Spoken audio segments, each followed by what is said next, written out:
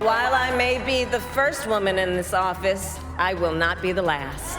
Kamala Harris is the first woman, first black woman, and the first South Asian to be the Vice President of the United States, and now running for the presidential elections. What does Kamala Harris really stand for? What's her stance on key issues in the United States?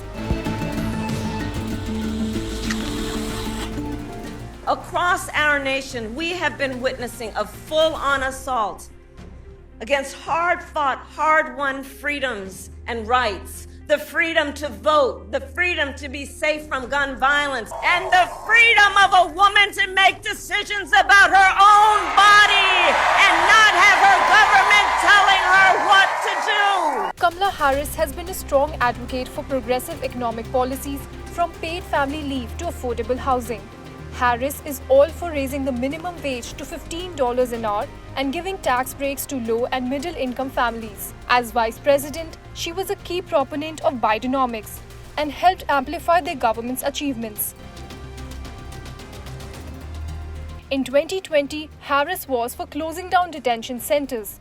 But as Vice President, she was tasked with addressing the root causes of migration from Central America. She's helped raise billions in investments for the region and has also supported a bipartisan border security deal.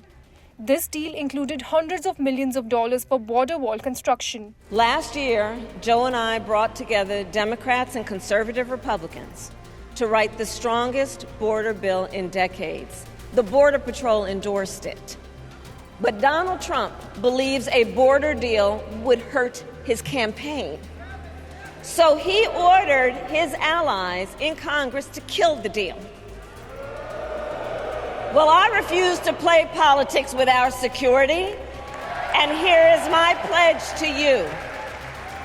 As president, I will bring back the bipartisan border security bill that he killed, and I will sign it into law. Kamala Harris has long been a champion for women's reproductive rights.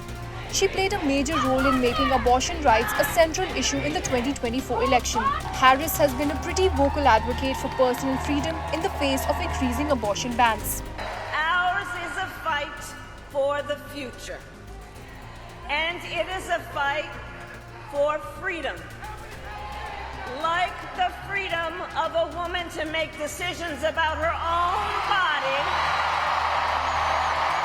and not have her government tell her what to do. While Harris supported progressive tax hikes as a senator, her current plan focuses on a middle-class tax cut. She's sticking to President Biden's stance on not raising taxes for Americans earning less than $400,000. When I am elected president, I will make it a top priority to bring down costs and increase economic security for all Americans.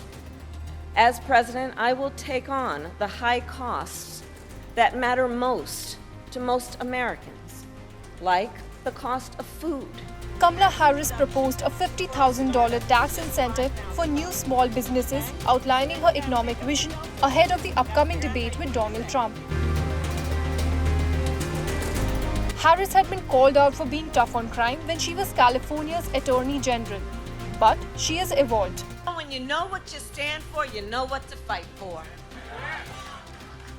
We know what we stand for, and we stand for the people.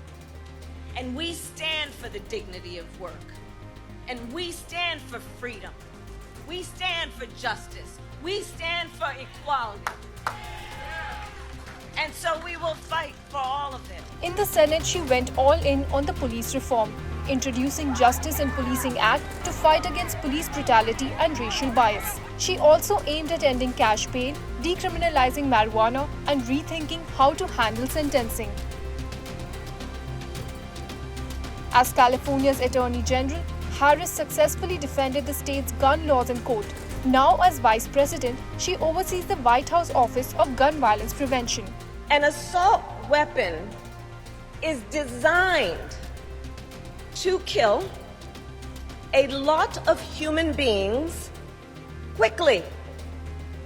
There is no reason that we have weapons of war on the streets of America. We need reasonable gun safety laws. Earlier this this year, she announced resource centers to help implement red flag laws designed to keep firearms out of dangerous hands. Additionally, she urged states to utilize $750 million in federal funds provided by the Biden-Harris administration for crisis intervention programs. Kamala Harris has been actively involved in international issues during her tenure as vice president. She supports NATO and has been vocal about providing aid to Ukraine in its war against Russia, pledging US support for as long as it takes. In 2023, she represented the US at Peace Conference in Switzerland, reaffirming America's commitment to Ukraine. Regarding the Israel-Palestine conflict, she advocates for a two-state solution and has called for an end to war in Gaza. Harris has also been critical of Israel's actions during the conflict, urging for an immediate ceasefire while maintaining Israel's right to defend itself. Her global influence is further highlighted by her travels as vice president, meeting over 150 world leaders and visiting 21 countries. For more informative videos like this, keep watching India Today News Mo.